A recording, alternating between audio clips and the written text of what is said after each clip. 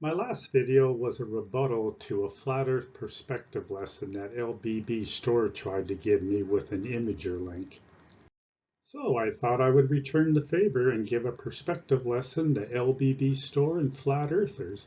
And I included Gleem because recently he sent me a link in regards to the orthographic view, which is right on topic. So this is from LBBstore, and at the top it starts off, how is it possible the distant taller mountain would ever appear shorter than the smaller tree on a flat earth? Well, first of all, this also works on a globe, but why do flat earthers keep asking us this question?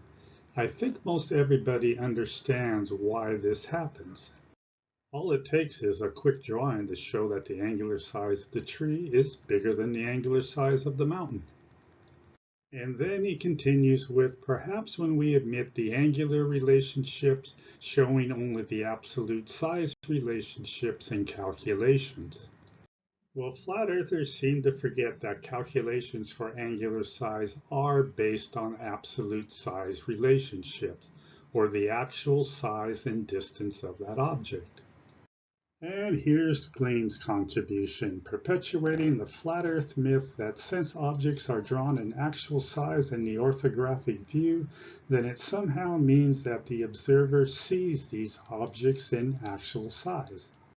So flat earthers have their own version of the orthographic view, thinking that this better represents what the observer sees. Now, everybody does agree that when your line of sight is parallel to the trees here, they will appear to get smaller in the distance, and parallel lines will also appear to converge in the distance. The orthographic view is just a different perspective that is perpendicular or 90 degrees to that row of trees. So from this perspective, the trees all appear to be the same size, and the parallel lines appear to be parallel. So to think that this perspective view accurately shows why observer A sees those trees getting smaller is wrong. Because drawing lines of sights to the top and bottom of each tree clearly shows why these trees appear to get smaller as they get farther away in the distance.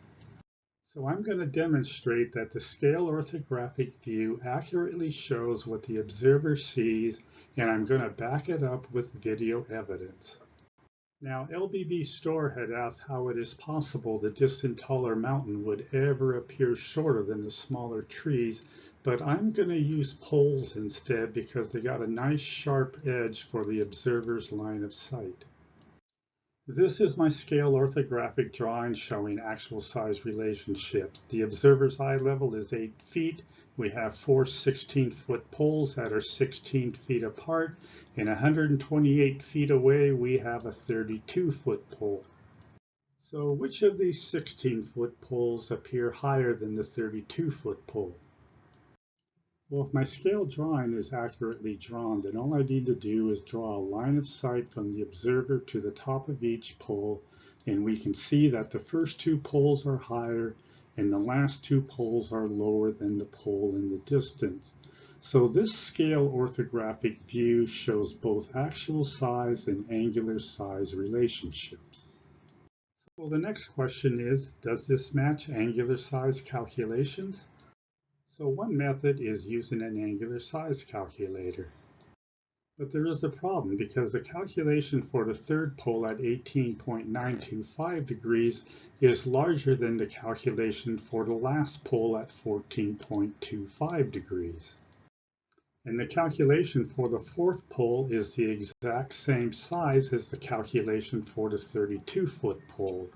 So according to these calculations, both the third and the fourth pole should both hide the last pole.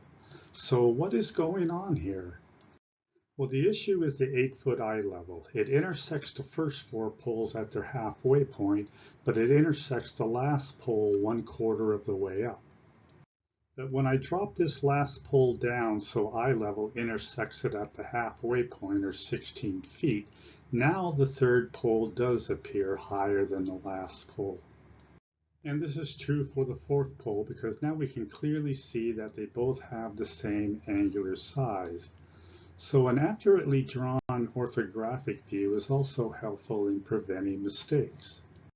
Also notice that when an object is twice as far away, it appears to be 1/2 the size.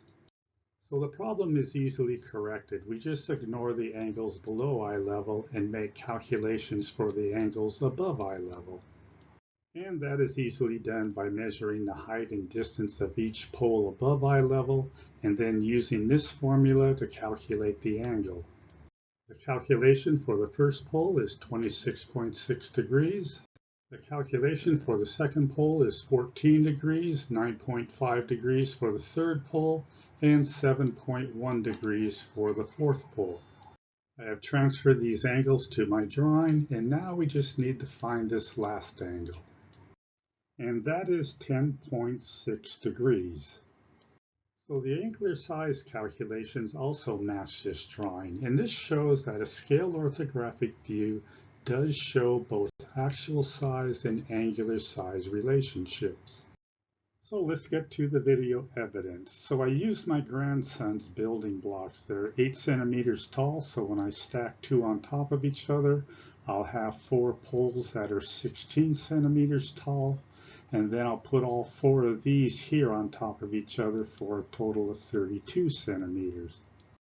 Now, a few people might ask, now wait a minute, you're using 2 separate dimensions, but there's something called the scale factor. So I can use any of these measuring units down here for this 8 by 16 triangle, and we're always going to have a 26.6 degree angle. It can also be a different dimension. All 3 of these triangles have the same ratio, so of course they share the same angle, that is 26.6 degrees. Now this is my scale orthographic view in feet, and this will be the layout I have for the video. The only difference is instead of feet, we are now using centimeters. Now these would be the observed angles, but I have no way of measuring this. But I will be able to show that these observed angles match this drawing. Now this pole on the left here is my first pole. I put some tape on it, divided it into 4 sections. So of course this middle portion is 8 centimeters tall. Now the reason I did this is I know that the second pole will appear to be half the size of the first pole. So those 2 marks allowed me to get my camera into the correct position. So this is a photograph of my setup, and I have everything measured out with this tape measure. So let's play the video. This is the 32 centimeter pole at 128 centimeters, fourth pole at 64, third pole at 48, second pole at 32, and the first pole at 16. And now I have a tripod set up that I can attach my camera to, and there you have it. That is what we see in the drawing that I made. This is a screenshot, and first I want to show that my alignments are correct. So the halfway point on all of these poles are at the 8 centimeter eye level, and the top and the bottom of the second pole are aligned with the marks that I made on the first pole.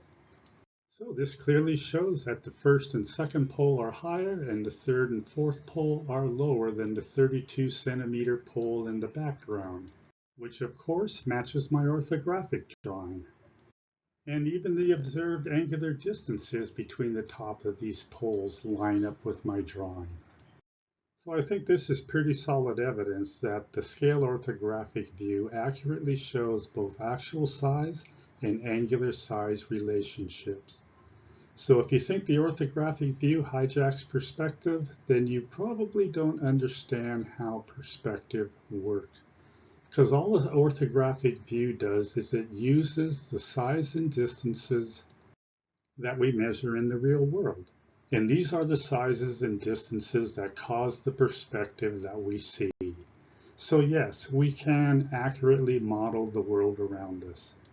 So if you really want to understand how perspective works, then toss this nonsense into the garbage.